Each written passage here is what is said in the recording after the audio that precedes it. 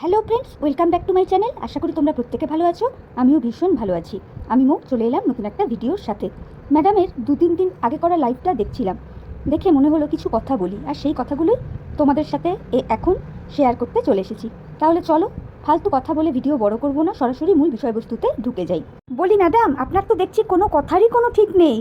সুজাতা দি মাঝে মাঝে যে আপনাকে নিয়ে বলে না, এখন তো মনে হয় কোথাও না কোথাও গিয়ে হয়তো ঠিকই বলে। বুঝতে পেরেছেন তো? আচ্ছা, আপনি আপনার লাইভে বসে অনবরত বলে গেলেন এরা দোগলা দোগলা দোগলা দোগলা দোগলা, মানে কিছু ক্রিয়েটারের উদ্দেশ্যে বললেন। কে আপনাকে বুঝিয়েছে যে সেই সমস্ত ক্রিয়েটার্সরা দোগলা? মিত্রবাবু। তাহলে চিন্তা করে দেখুন আমরা কি জানি। মিত্রবাবু পড়াশোনার দিক দিয়ে মানে কি বলবো, যাই হোক, যেই লেভেলে আর কি আছেন, তো উনি ওনার ব্রেন বুদ্ধি দিয়ে প্রথম দিনই বুঝে গিয়েছিল কে হচ্ছে দোগলা আর কে দোগলা নয়। আর আপনার মতন মানুষ বুঝতে এত দেরি হয়ে গেল?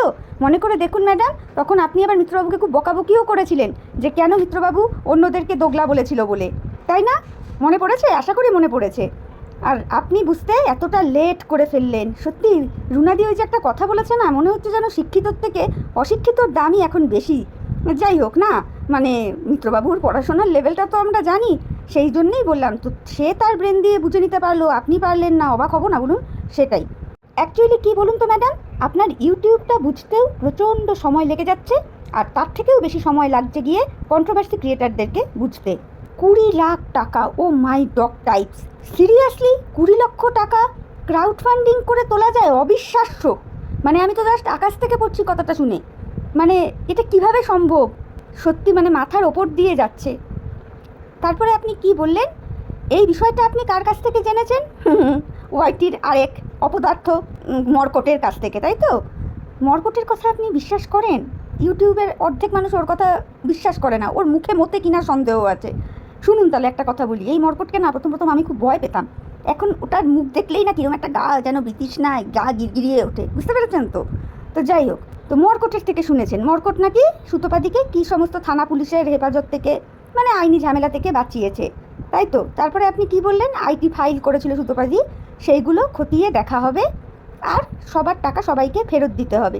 কেন ম্যাডাম সবার টাকা সবাইকে ফেরত দিতে হবে? মানে কেউ কি টাকা চেয়েছে? এরকম তো এখন অবধি শুনিনি যে কেউ বলছে যে হ্যাঁ আমাদের টাকা ফেরত চাই। আপনাকে কি বলেছে যে আমরা যারা সুতোপাকে টাকা দিয়েছি আমরা টাকাটা ফেরত চাইছি? বলেছে কি? বলেনি তো, তাই না? তাহলে মানে কি বলবো। যাই হোক, তারপরে আপনি বললেন টাকাটা সরকারের ঘরে যাবে। আমি যতদূর জানি যেই টাকার উৎস থাকে না সেই টাকাই সরকারের ঘরে যায়, কিন্তু এই ক্রাউড ফান্ডিং করে ওঠানো টাকা সেটা সরকারের ঘরে কি করে যেতে পারে এটা না ঠিক বুঝতে পারলাম না। আর ক্রাউড ফান্ডিংটা তো আইন বিরোধী কোনো কিছু ব্যাপার নয় বলেই আমি জানি। সত্যি বাবা, এই ব্যাপারে আমার বেশি একটা কোনো বক্তব্য নেই। আমি এই বিষয়টা অতটা জানিও না, বলবো না, কিন্তু যতটুকু জানি সেইটুকুই জাস্ট বলেছি। হ্যাঁ, তবে এখন তো আপনি আবার মর্কটের কথা বিশ্বাস করবেনই, এর মধ্যে কোনো ভুলই নেই, কারণ আপনারা এখন একত্রিত হয়েছেন। মানে আপনি কখন যে কোন দলে ভিড়ে যান, কখন যে কাকে কাছে টেনে নেন, আর কখন যে কাকে দূরে পাঠিয়ে দেন, বোঝা সত্যিই মুশকিল ম্যাডাম। বলতে বাধ্য হলাম কথাটা। বুঝতে পেরেছেন তো? যাই হোক বাবা, আমি যেটা দেখব সেটাই কিন্তু বলবো। আমি কারো দলে নেই, কোনো দলেই নেই। যার যেটা যখন দেখব, খারাপ ভালো দুটো নিয়েই বলবো। তো যাই হোক, যেটা বলছিলাম, 20 লক্ষ টাকা যে ক্রাউড ফান্ডিং করে তোলা যায়, সত্যিই আমার কাছে বিষয়টা অবিশ্বাস্য। অবিশ্বাস্য মানে অবিশ্বাস্যই। এইবার অনেকেই বলছে যে মর্কটকে কেন দোষর করেছিল আমাদের সুতোপাদি। কি আর বলি বন্ধুরা, যখন যেমন বুঝেছে তখন তেমন করেছে। এই মর্কটের সঙ্গে কন্ত সুতোপাদির হয়নি, অনেক কিছুই হয়েছিল। সেই মর্কটের লাইভেও গিয়ে উঠেছিল সুতোপাদি, তখন থেকেই সুতোপাদির ওপর আমার একটুখানি রাগ ছিল। কি আর বলবো। আজকে বলতে বাধ্য হচ্ছি, সুতোপাদির মিট আপের আগে এক ঝলক রঙ্গ দেখলাম, আর সুতোপাদির মিট আপটা হয়ে যাওয়ার পরে আরেক ঝলক রঙ্গ দেখলাম। কি বলি বলো তো? এইটুকু বলতে পারি, সুতোপাদির হয়তো মনে হয়েছে যে হাজার ঝগড়াঝাটি যাই আমার মর্কটের সঙ্গে হয়ে যাক না কেন, এই বিষয়টা মর্কটের সঙ্গে আলাপ আলোচনা করেই করা যেতে পারে, তাই করেছে। তো সে যাই হোক, যে যার ভালো বুঝেছে করেছে। সেই সবের আবার এখন কল রেকর্ডও আছে শুনছি। সে যাই হোক গে, এবার আপনারা কাকে কেস দেবেন, কার এগেনস্টে থানা পুলিশ করবেন, সেইগুলো আপনাদের ব্যাপার। মানে ম্যাডামের উদ্দেশ্যে বললাম আর কি কথাটা। যাই হোক, সেগুলো আমার কাছে অতটা প্রায়োরিটি নয়।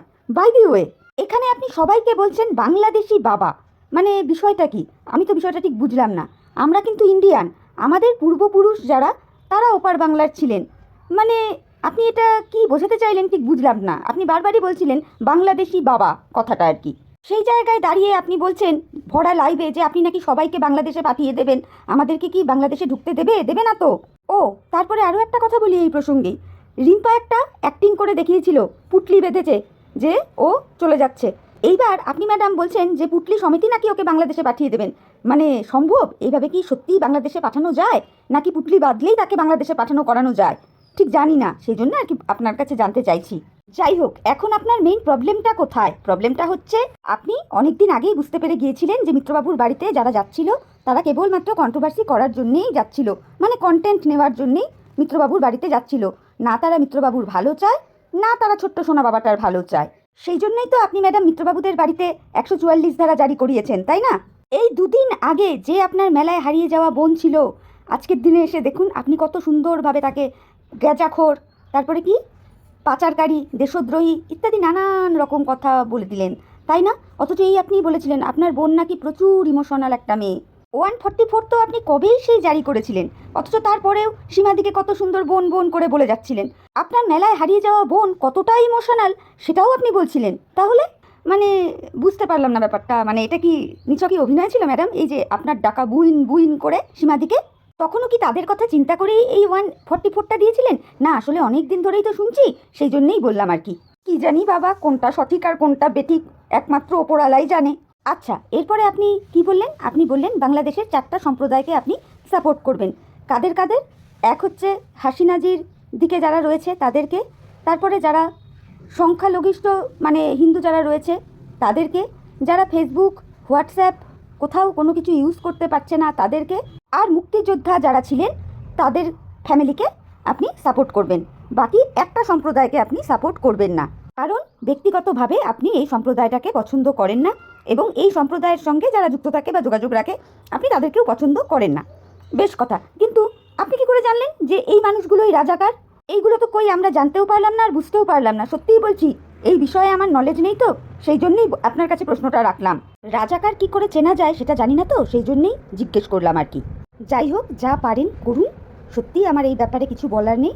তবে সত্যিই যদি কেউ কাট খায় তাহলে আসবাবপত্র হাঁকবে আর কি, এটাই সিস্টেম। এটা আমি রুনাদির কথাটাই খোট আনখোট করে বললাম। কথাতেই তো আছে যেমন কর্ম তেমন ফল, তাই না? যাই হোক, তারপরে আপনি কি বলছেন? একটা সময় যখন রিম্পাকে নিয়ে প্রচুর নোংরামো চলছিল সেই সময় আপনি রিম্পাকে হেল্প করেছেন থানা পুলিশের ক্ষেত্রটা দিয়ে। এরপর শুনেছিলাম ঝিউ দিদিও নাকি রিম্পার উপরে কেস করতে গিয়েছিল, সেই জায়গাতেও আপনি বারণ করেছেন। কার কথায় বারণ করেছেন? দীপ্তিদির কথায়। আজ যে কিনা আপনার কাছে হয়ে গেছে ঝুনো নারকেল। অবশ্য আমি এখন যেই বয়স দিয়ে যাচ্ছি আমিও আর 2-4 বছর পর ঝুনো নারকেলেই পরিণত হব। তো ম্যাডাম আপনি বলুন, তারপর সীমাদি বলুন, তারপর রুনাদি বলুন, দীপ্তিদি তো রয়েছে, আপনারা মনে হয় মোটামুটি সমসাময়িক এজেরই হবেন, তাই না? একটু এপাশ ওপাশ হতে পারেন, তাহলে আপনারা সকলেই কিন্তু ঝুনো নারকেল। আমি আর রিম্পা সেম সেম বয়সী। এইবার কিছুদিন পরে তো আমরাও ঝুনো নারকেলের স্টেজে যাবো, সেই জন্যই আর কি বললাম। ওই থেকে আবার রিম্পাকে কি বলা হচ্ছে? কচি তালশাঁস। না না না না না না ম্যাডাম, আমি এবং রিম্পা বলেই তো দিলাম আমরা প্রায় সেম সেম এজেরই হব, হয়তো 1 বছর এদিক ওদিক হতে পারে, তার বেশি না। আমরা না ম্যাডাম কচি তালশাঁস নই, আমাদেরকে বললে বুড়ো তালশাঁস বলবেন, ঠিক আছে? কচি তালশাঁস নই। কচি তালশাঁস একদম তুলতুল তুলতুল করে, ওই ধরুন 20 থেকে 23-24-এর মধ্যে যারা পড়ে তারা হলো গিয়ে কচি তালশাঁস। আমরা কিন্তু 30 ঊর্ধ্ব, বুঝতে পেরেছেন তো? মানে যাকে যা খুশি বলে দেওয়া যায়, তাই না ম্যাডাম? মানতেই হবে, কি সুন্দর আপনি নামগুলো নেন ওয়াইটি থেকে। যেমন ধরুন আপনি রুনাদিকে চুনা চুনা বলতে বলতে এখন অবশ্য আপনি রুনা বলেই ডাকেন। তারপরে দেখলাম এই যে দীপ্তিদিকে দীপ্তি দীপ্তি করেই বলতেন, হঠাৎ করে ওনাকে এখন আপনি ঝুনো নারকেল বলছেন। তারপর রিম্পাকে তো কচি তালশাঁস, তারপর পুটলি বাঁধা, কত রকম আপনি ডাকছেন, মানে ভাবা যায়। আর বাবা রে বাবা, সীমাদি তো পুরো দেশদ্রোহী। যাই হোক, এরপর আপনি বললেন কাদের কাদের দেখার জন্য নাকি আপনি 6জনকে কল রেকর্ড পাঠিয়েছিলেন, তার মধ্যে 4জনকে আপনি সাইড রেখেছেন আর 2জনকে আপনি সাসপেক্ট করেছেন। তার মধ্যেই কেউ না কেউ বেরিয়ে গেছে যে কল রেকর্ডটা ফাঁস করে দিয়েছে। বাপ রে বাপ, কত কি হয় কল রেকর্ড নিয়ে। যাই হোক, তারপরে ম্যাডাম আপনি বলছিলেন, শুনলাম কোনো একজন ভিউয়ার্সকে নিয়ে, শ্রেয়া নাম যতদূর সম্ভব, যে তাকেও হেনস্থা করা হয়েছে, তার ফেসবুকে কি সমস্ত স্টক ফক করা হয়েছে, যেগুলোকে মোটেও আমি সাপোর্ট করি না। তাহলে আপনি যদি শ্রেয়ার হয়ে প্রতিবাদ করতে পারেন ম্যাডাম, যদিও জানি শ্রেয়া মেয়েটা অসুস্থ, ভীষণভাবেই অসুস্থ, তাহলে তো সেমন্তিকারও জাস্টিস পাওয়া উচিত, তাই না? আপনাদের গ্রুপে রয়েছে যে আপনার অতি আদরের ইপসিতাদি, সে যে অনেক রকম কথা বলেছে সেমন্তিকাকে, তাহলে কই সেগুলো নিয়ে তো কোনো কথা বললেন না বা কোনো প্রতিবাদ করলেন না। কতটা কি সেমন্তিকাকে বলা হয়েছে সেটা আমি জানি না, তবে শুনেছি। না, শ্রেয়াও ভিউয়ার্স, এদিকে সেমন্তিকাও ভিউয়ার্সদের নিয়ে যদি বলেনি তাহলে তো দুজনকেই বলা উচিত না, তবে না বিচারটা সমান সমান হবে। তো যাই হোক, এই কটা কথাই বলার ছিল আপনাকে ম্যাডাম, সেই জন্যই বললাম। বন্ধুরা, ভিডিওটা আমি এখানেই রাখবো, আর বড় করব না। ম্যাডামের লাইভ দেখে মনে হলো এই কটা কথা বলা যায়, সেই জন্যই বললাম। তোমরা আমার কথাগুলো শুনে দেখো যে আমার কথায় যুক্তি আছে কি নেই। তোমরা তোমাদের মূল্যবান মতামত আমার কমেন্ট বক্সে জানিও। আর ভিডিও শুনে ভালো লাগলে লাইক, কমেন্ট, শেয়ার, সাবস্ক্রাইব করে পাশে থেকো। বেল নোটিফিকেশানটা অন করতে কিন্তু কেউ ভুলো না। তাহলে চলো, আজকের মতো বিদায় নিচ্ছি। নতুন একটা ভিডিওর সাথে আবার দেখা হয়ে যাবে। ততক্ষণ প্রত্যেকে ভালো থেকো, সুস্থ থেকো, সাবধানে থেকো। Tata, bye, love you all.